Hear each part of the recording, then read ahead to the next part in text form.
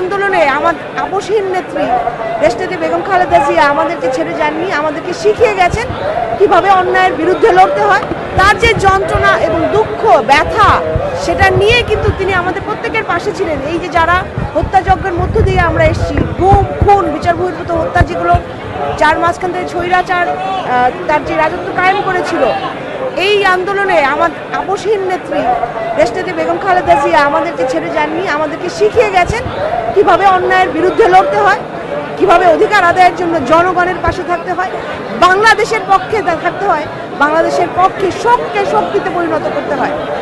তিনি শেষ দিন যেদিন মারা গেলেন সেদিন পর্যন্ত আমাদের জন্য লড়ে গেছেন, আমাদের গণতান্ত্রিক রাষ্ট্র ব্যবস্থা কায়েম করার জন্য লড়ে গেছেন।